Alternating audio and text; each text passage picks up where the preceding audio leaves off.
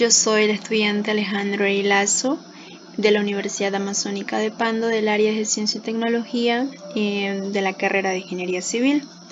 En esta ocasión voy a hacer la explicación de la presión lateral del suelo de Rankine mediante la aplicación de Mazandrani y Gajali, la colaboración de Mazandrani y Gajali. Esta es de la materia de Fundaciones 2, que está bajo la docencia del ingeniero Giovanni Muñoz Beltrán. Sigamos. La presión lateral de la Tierra. La presión lateral del suelo es la presión que el suelo ejerce en un plano horizontal.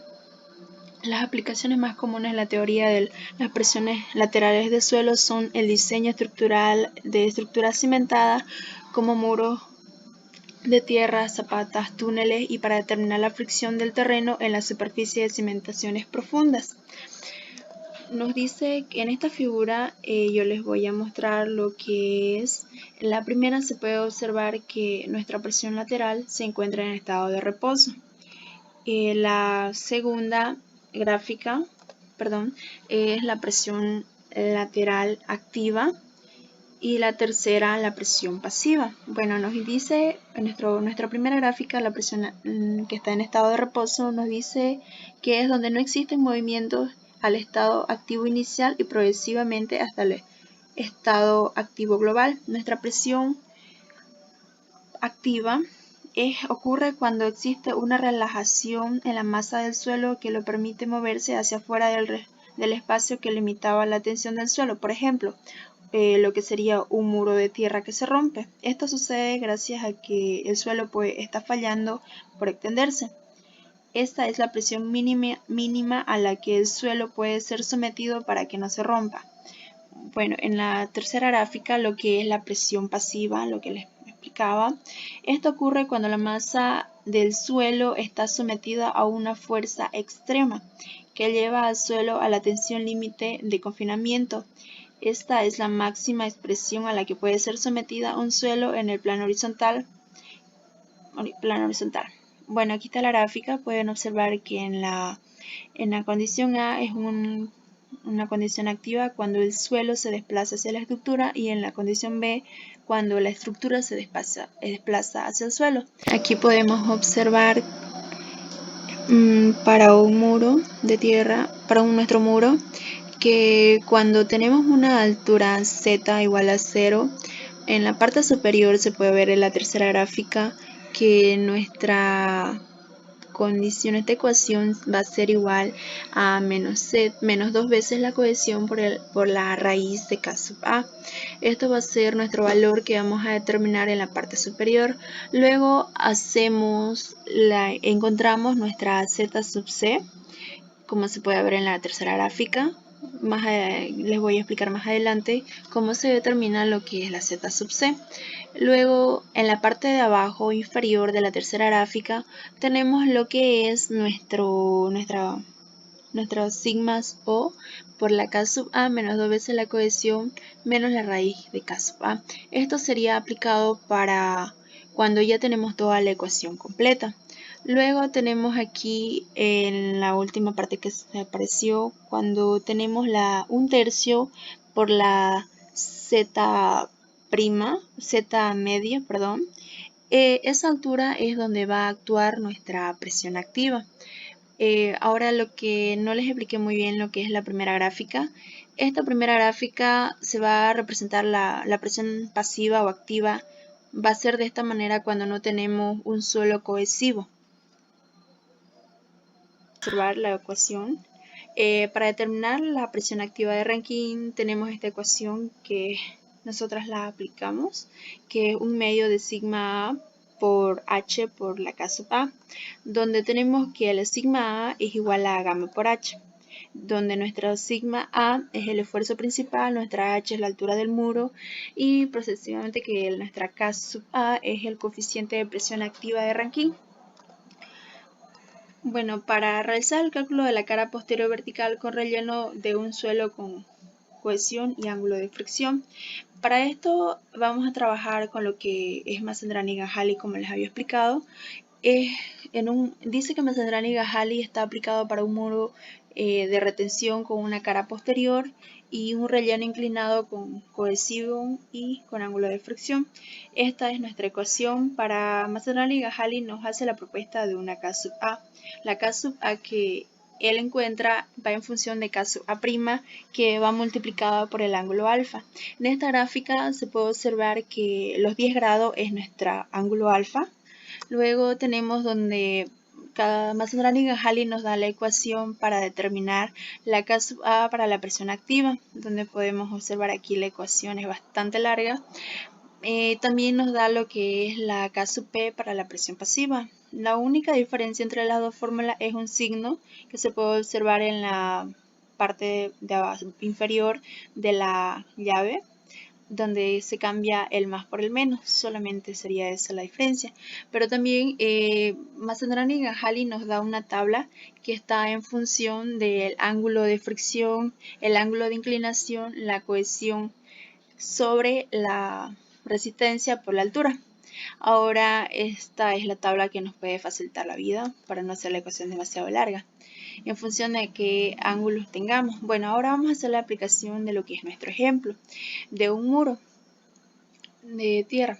Tenemos una alfa de 10 grados, una resistencia de 18 kilonewtons metros cúbicos, un ángulo de fricción de 20 grados, una cohesión de 10 kilonewtons metro cuadrado. Para determinar la K sub A en función a Mazzandani y Gajali, vamos a trabajarlo con nuestra tabla, que está en función de nuestra relación de la cohesión sobre la resistencia por la altura, que nos da un valor. Luego con eso, ese valor va a trabajar con nuestro ángulo de fricción y nuestro ángulo de inclinación. Ahora, como se puede ver en la gráfica, cómo vamos a trabajar. Nos dio un valor de 0.07, pero no tenemos ese valor en esta tabla, por lo tanto vamos a proceder a lo que es interpolar esos datos con nuestra ecuación que se muestra. Ahora aquí están nuestros datos ya ordenados, solamente sería ingresarlos a la ecuación y posteriormente el cálculo. Entonces vamos a tener nuestra K sub A' que nos sale 0.0424. Para determinar la K sub A tenemos que multiplicar la K sub A' por el coseno del ángulo de inclinación para así poder tener nuestro ángulo, nuestra K sub A. Para el cálculo de la Z sub C, que es nuestra altura de nuestra grieta de tensiones, se puede observar aquí en la gráfica desde qué parte hasta qué parte se toma nuestra grieta de tensiones. Nuestra grieta de tensiones se define por esta ecuación. Luego tenemos la Z sub C media, que es la altura en la que va a ocurrir donde va a actuar nuestra presión activa. Ahí se puede observar nuestra gráfica muy claramente. Luego tenemos el cálculo de lo que es la presión activa.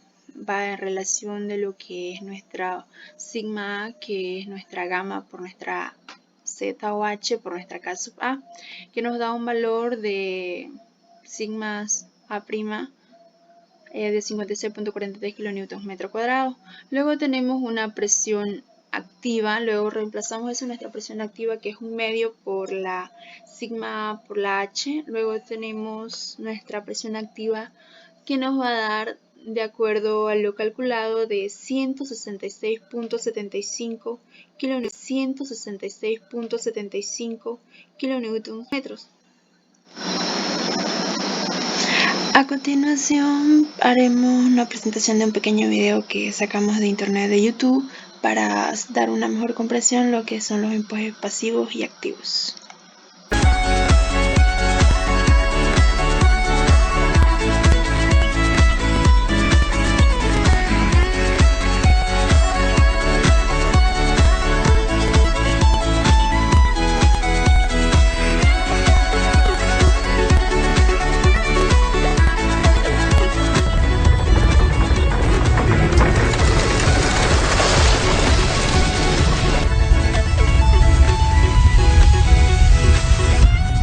Así es como ocurre el empuje activo, que se produce en suelos puramente friccionantes.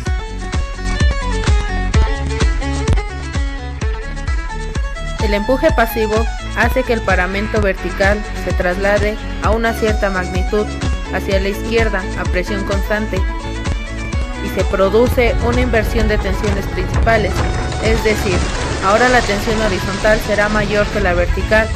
Esto se produce en suelos cohesivos y cohesivos friccionantes. Bueno, eso sería todo. Muchas gracias.